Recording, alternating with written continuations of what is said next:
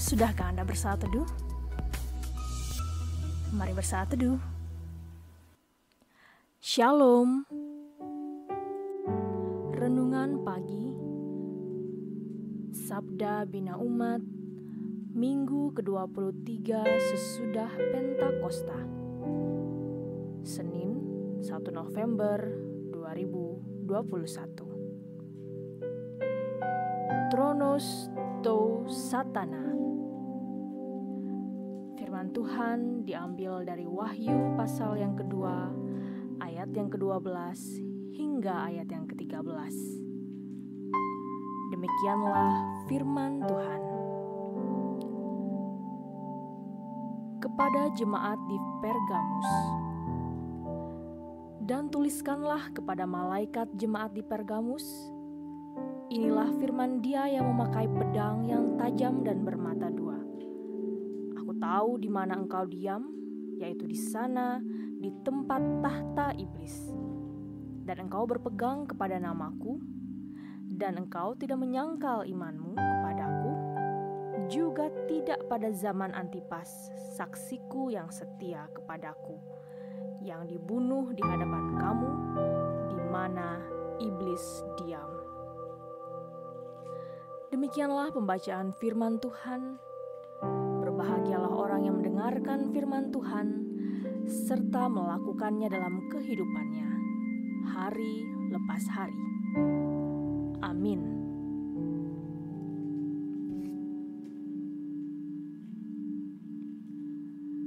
Siapa yang tidak gentar berada di suatu tempat yang disebut tahta iblis? Bayangkan betapa luar biasa kegelapan dan ketakutan kita jika berada di tempat yang dimetaforkan demikian.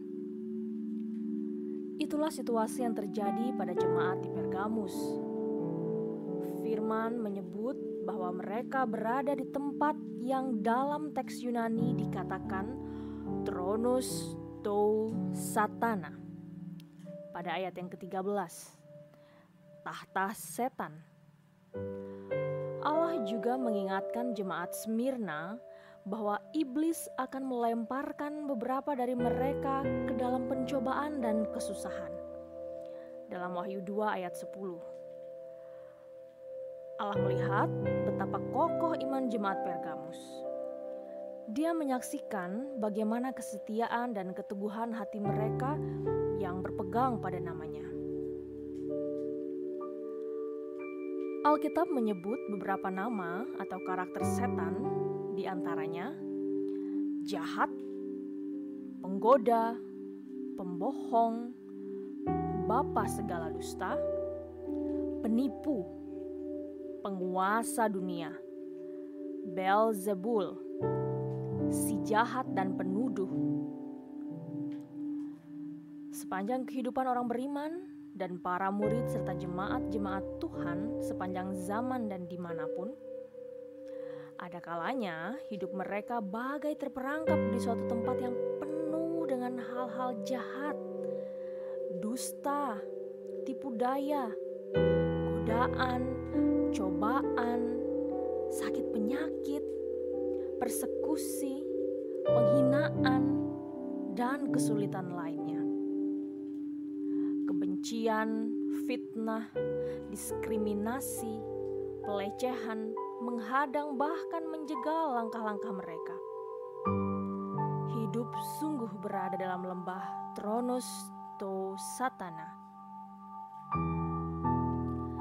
Kesaksian hidup jemaat Pergamus menegaskan kepada kita bahwa bukan kekuasaan yang sedang menginjak kita, bukan buruk dan jahat tempat kita berada, juga bukan hal-hal jahat dan batu-batu penghakiman yang dilontarkan oleh orang-orang di sekeliling kita.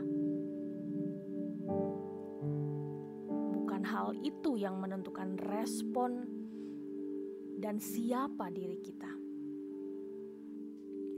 melainkan pada apa dan kepada siapa kita berpegang serta meletakkan kesetiaan. Pemazmur memahami benar hal ini, dan dengan imannya dia bernyanyi, Sekalipun aku berjalan dalam lembah kekelaman, aku tidak takut bahaya, sebab Engkau besertaku. Dalam Mazmur 23 ayat 4.